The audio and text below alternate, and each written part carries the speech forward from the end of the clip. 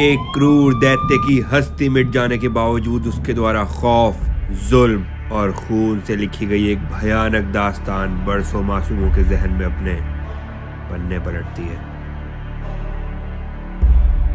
भारत की धरती पर जन्मी अनेकों ऐसी दास्तानों में से एक कहानी उस राक्षस की है जिसके नाम से आज भी तमिलनाडु के सत्यामंगलम जंगल और उसके आसपास के इलाकों के लोगों की सांसें थम जाती हैं। एक ऐसा दुष्ट जो पुलिस फोर्सेस को अपना संदेश पहुंचाने के लिए चिट्ठी के साथ साथ एक इंसान का सर भी बेचता था,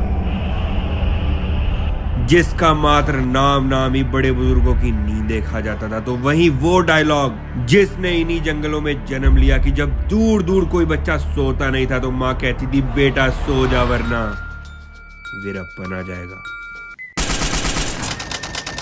भारत के इतिहास का सबसे बड़ा डकैत वीरप्पन, जिसने 1952 में जन्म लिया और उसके बाद 32 साल यानी कि लगभग 1972 से 2004 तक 3 राज्यों की पुलिस और स्पेशल फोर्सेस को नाको चने चबवा दिए। अपने दौर में वीरप्पन के कहर ढाने का अंदाजा आप सिर्फ इस बात से लगा लीजिए कि मात्र उसकी इंफॉर्मेशन देने वाले व्यक्ति को सरकार ने 5 करोड़ रुपए देने का ऐलान कर दिया था। उसकी सबसे बड़ी वजह थी कि जिन जंगलों में वीरप्पन के ठिकाने थे वो इतना गहरा और घना है कि कई जगह तो सूरज की एक किरण तक नहीं पहुंचती। जंगल के बीचों बीच कई जगहें तो ऐसी हैं जहां आज तक शायद ही किसी इंसान ने कदम रखा हो। और इन्हीं जंगलों में लगभग 500 गांवों का बसेरा है और हर गांव में उसके खबरी।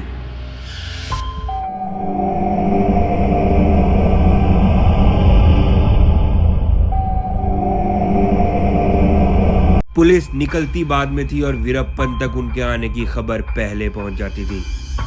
जंगलों के अंदर ही अंदर मुखबिरों का ऐसा जाला जिसको भेदना तो छोड़ो, उसको छूने में ही कर्नाटका, केरला और तमिलनाडु इंटेलिजेंस के पसीने छूट गए। वीरप्पन की निर्दयता इतनी थी कि वो सिर्फ शक की बिना पर रोज गांव के किसी न किसी इंसान को पुलिस इन्फॉर्मर होने के संदेह में खत्म कर देता था।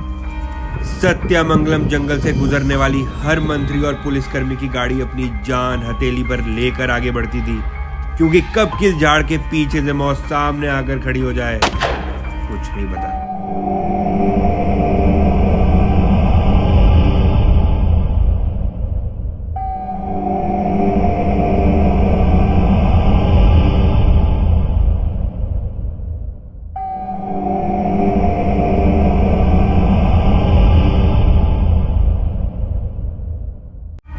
वीरप्पन ने उस दौरान 200 लोगों को ऊपर पहुंचाया, जिसमें बड़े बड़े नेता और काफी सारे पुलिस ऑफिसर्स के नाम शामिल हैं।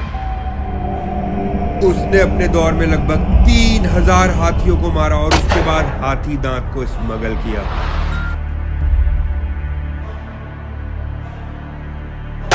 इसके अलावा सैकड़ों पेड़ों को भी काटकर उनसे मुनाफा लिया। फॉरेस्ट डिपार्टमेंट की लाख जद्दोजहद के बावजूद वो वीरप्पन के इस खतरनाक खेल को रोक ना सके। कहा जाता है कि वीरप्पन ने अपने वक्त में लगभग 100 करोड़ से भी ज्यादा की स्मगलिंग की थी। लेकिन वो कहते हैं ना कि एक क्रिमिनल की एक नहीं 2 छवि बनती हैं। एक उन लोगों के द्वारा जो उसकी बंदूक के सामने होते हैं और दूसरी उनसे जो उसकी बंदूक के पीछे। वीरप्पन के इलाकों में बसने वाले बहुत से सिविलियंस तब भी और आज भी वीरप्पन को मुजरिम नहीं मानते। उनका हमेशा से मानना है कि वीरप्पन की रंजिश पुलिस फोर्सेस से थी। इसके अलावा उसने कभी अपने इलाके के किसी आदमी को नहीं मारा, न कभी किसी औरत के साथ कोई दुष्कर्म किया और ना ही किसी बच्चे का शोषण। वहां के स्थानीय लोग तो ये तक दावा करते आए हैं कि बाहरी लोग आकर हाथियों को मारते थे और इल्जाम वीरप्पन के गले डाल जाते थे। वो बात अलग है कि वीरप्पन पर हाथियों के साथ साथ सैकड़ों पेड़ों को भी काटकर स्मगल करने का बड़ा आरोप है।